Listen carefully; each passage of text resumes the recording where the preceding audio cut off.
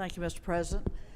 Colleagues, it's a busy day down here at the state capitol, but it was really busy yesterday when we saw a bill get filed on Friday, posted at midnight, two bills, and then taken up on Monday morning, first reader, and lo and behold, by that afternoon, yesterday afternoon at 3 o'clock, we were in there being asked to vote on this bill.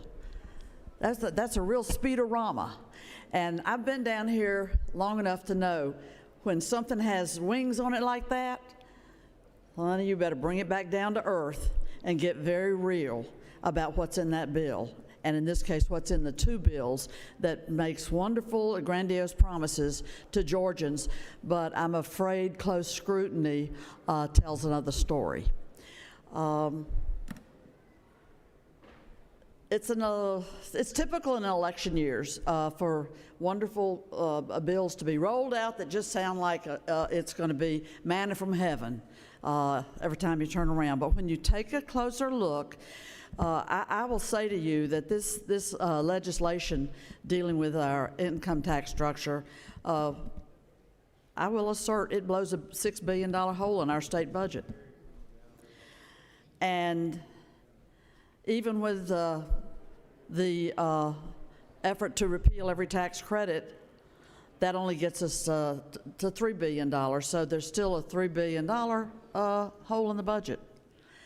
And so that means if you do the basic math, we have to either find new revenue or make massive cuts or look for something else to tax. What would that be? Well, I'll tell you, in Texas and Florida and Tennessee, it's a consumer tax. It's a sales tax, which disadvantages middle and low-income households. Why is that?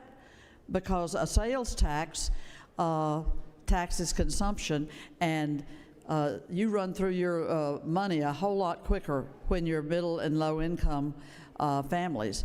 Than you do. It's a very small percentage of those with wealth. So it's a regressive tax policy. And when you look at these sales taxes that are, I think, inevitable, and we've seen it in other states, I think there are only 9 states that have done any version of this out of the 50 states. But we could see Georgians paying 12 to 15% on consumer purchases in sales tax. And so when you say it cuts taxes, not raises tax, it's like, well, wait just a minute. If you see groceries, school supplies, clothes, prescription drugs, business purchases, purchasing services from an attorney or a tax advisor, et cetera, all those sorts of professional fees, you wind up with the promise of money coming in your front pocket but being taken out of your back pocket. Hello? And that sometimes you call that play money coming into the front pocket, while the real money is being pulled out of the back pocket. So I say to you, let's look at some of the tax credits, and it's fine to call all our tax credits corporate welfare, but that's not really an accurate description of a child care tax credit, is it? Many Georgians are now spending a third of their income on child care. It will be more expensive. Affordable housing tax credit. Boy, let's look at this one. We're facing a housing crisis in this state. Nobody will dispute you on that. But guess what? It gets worse when you reduce by half the affordable housing tax credit.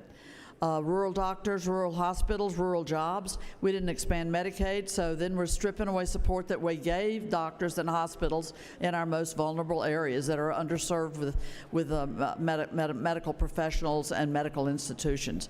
So I say to you, buyer beware. Buyer beware. Look at the details, not at the big promises that are being made. We would be torching our state budget and our state's economy, were we to go down this path in the real world. Buyer beware.